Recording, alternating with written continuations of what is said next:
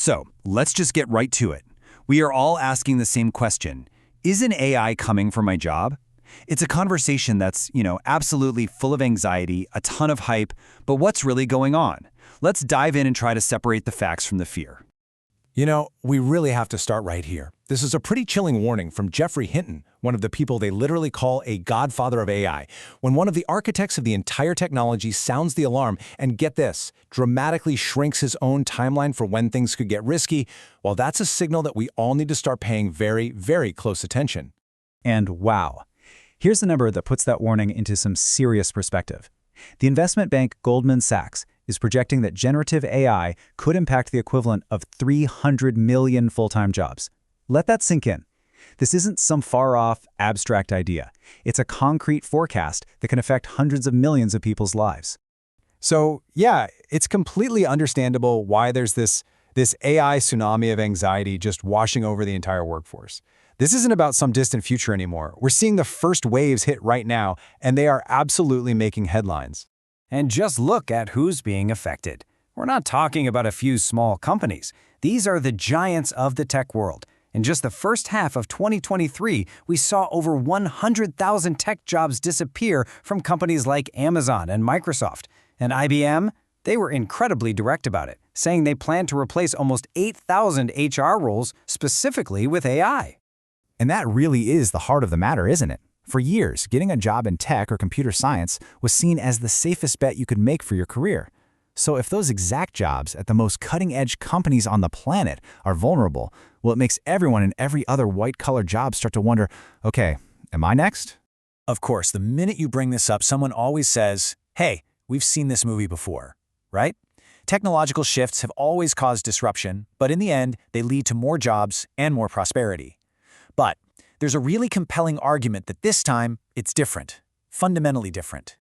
This is the question everyone asks, and it's a fair one. The computer revolution in the 70s, 80s, and 90s also sparked fears of mass unemployment, but it actually ended up creating a net surplus of jobs.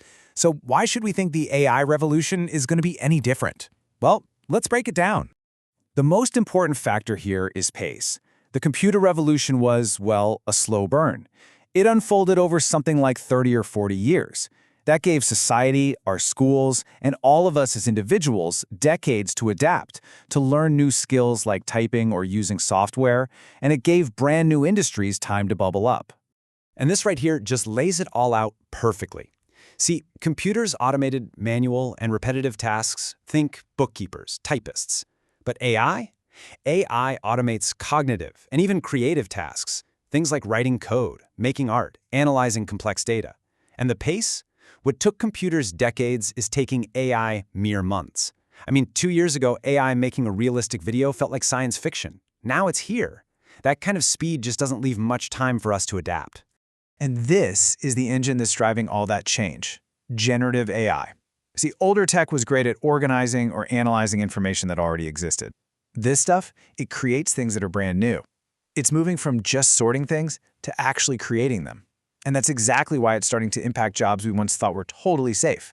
Journalists, designers, even software developers. Okay, so with all this happening so fast, it can feel like AI's takeover is just inevitable, unstoppable. But that's not quite the whole picture. There are some very real physical world problems that could act like massive brakes on this whole revolution. This really helps build a more complete picture. The growth of AI isn't just about clever code. It's about brute force physical stuff, and that stuff depends on 3 absolutely critical things: a ridiculous amount of electricity, the massive data centers to house all the computers, and the actual materials needed to build the chips in the first place. These numbers are just staggering. According to the International Energy Agency, the amount of electricity needed to power the world's data centers is on track to more than double by 2030. We are talking about an amount of energy equal to what the entire country of Japan uses in a year. Just building the power grid to support that is a multi-decade trillion-dollar problem. And hey, don't just take my word for it. This is coming straight from the people at the very center of the AI world. Sam Altman, the CEO of OpenAI, he knows that all the software progress in the world is useless if you don't have the power to actually run it. This energy bottleneck might just be the single biggest hurdle to AI's unchecked expansion. So what we have is this real tension. You've got incredible technological speed on one side, but massive physical roadblocks on the other, and that suggests this whole transition might not be as simple as we think. So, to really understand how these forces will actually shape the job market, we can turn to a data-driven guide that can help us see through all the noise. So every few years, the World Economic Forum releases its Future of Jobs report. It's this super comprehensive analysis based on global business trends and economic shifts. Honestly, it's one of the best tools we have for getting a clear picture of where the job market is actually heading. And the pattern here is just crystal clear.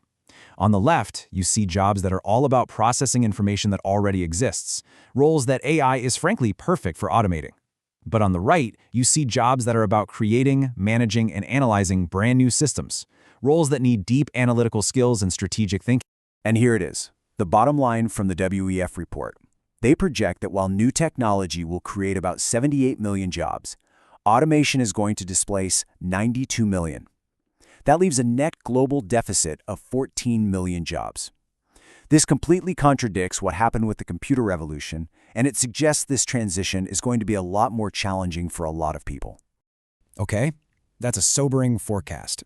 A net loss of 14 million jobs around the world is a tough number to hear. But look, the WEF report, it's not a prophecy, it's a projection. It's based on current trends, and trends can be changed. So the point of all this data isn't to be paralyzed by fear, it's to be motivated by clarity. So let's shift from the what to the how.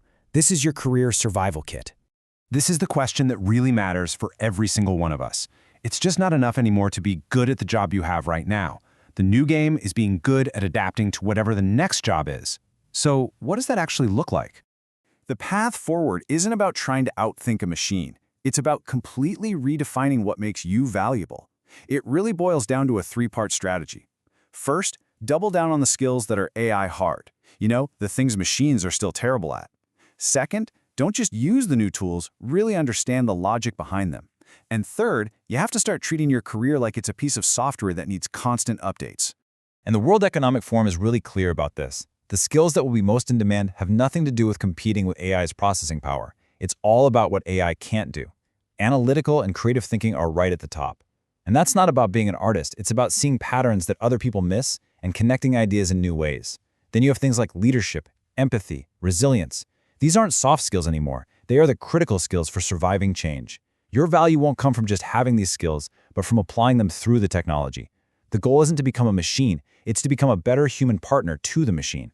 And this quote just captures the new reality perfectly. The idea that you go to college for 4 years and you're just set for the next 40, that's a relic of the past. Continuous learning isn't just a nice little bonus anymore, it's the fundamental requirement for having a successful career in this century.